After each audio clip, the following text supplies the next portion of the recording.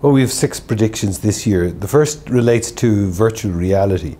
And in fact, going against what is a general sense of an amazing kind of new development in technology, we see that the impact of virtual reality is going to be quite muted. Probably only $1 billion of sales this year, about 700 for hardware and 300 for applications, mainly gaming platforms. So there's been a lot of media coverage about it, but the application of it outside of the gaming world is going to be quite limited. We do see a future for it though in hospitality, in healthcare, military, education and so on, but for the short term it's not going to be the big thing that people expected it to be. We also have a prediction on mobile gaming. So this is the first year that the revenue from games on mobile platforms will exceed all other platforms, those being desktop and gaming console devices. So at $35 billion, it's a very significant revenue stream.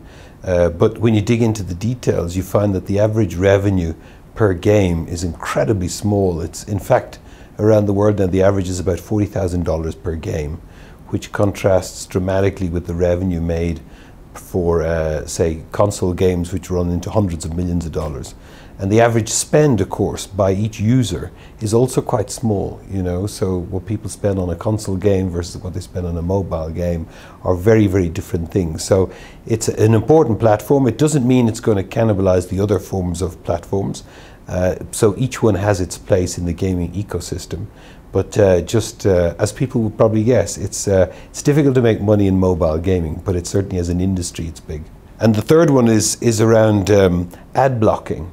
So, you know, a lot of people talk about, you know, the excitement around taking ads off your experience on especially portable devices, tablets and phones. We're not seeing quite the same degree of uptake as was expected.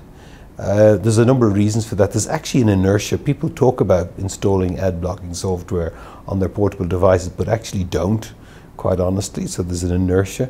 Secondly, ad blocking software in a native environment, like, you know, designed for iOS or designed for Android, there's actually very little of them around specifically. So that also, you know, therefore the impact on mobile users is not quite as significant as people would have expected. The third is, when we think about our usage of devices, we tend to be more in the app than in the browser. And of course, ad blocking doesn't work in the app environment. Well, not yet.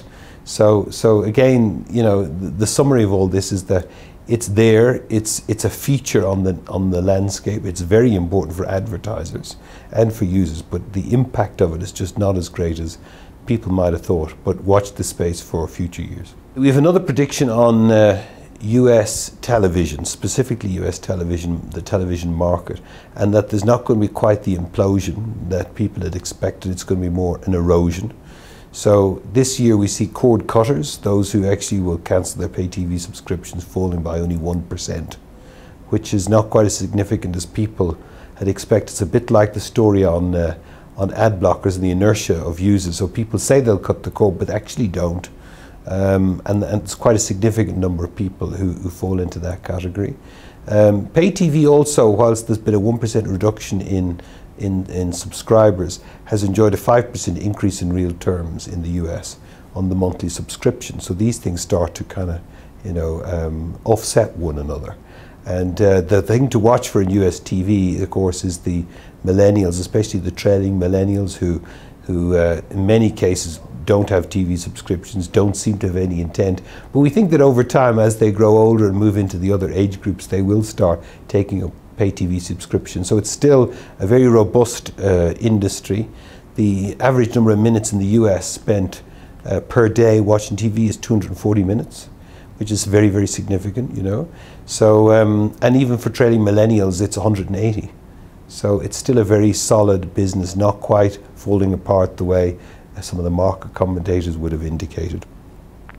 We've also a prediction on European football. And this is the year where European football will generate value of over $30 billion.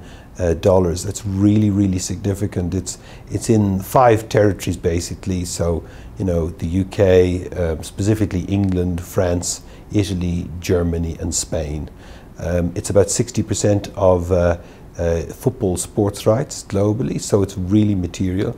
And why we're talking about this is that it's set to keep increasing. In the last 4 years, it's increased over $8 billion US. And it's attracted a lot of high-profile investors outside of the European region. So there's a lot more Chinese investors and US investors into the English Premier League, especially by example, but not exclusively. And we see that the European football rights are just set to keep growing, which is a real challenge, of course, for TV broadcasters who will have to bear the cost of these additional costs and the rights. But now what they do with those costs, whether they absorb them in their own businesses or whether they pass them on to subscribers, neither of which are very palatable, that remains to be seen. We've also a prediction on esports. An interesting one, again, it receives a lot of market commentary. This year it's expected to be about $500 million worldwide, which is obviously a significant number, grown by 25% on the prior year, but it's still really small relative to traditional sports franchises. We actually reckon that in 3 to 4 years, even if it were to triple, it would perhaps be 1% of sport revenues worldwide. But it is an important and growing online sports kind of experience. It's very important for advertisers. You know, you can get 1 million people following an esports experience. Perhaps not quite the same drama as you would get from watching live sport.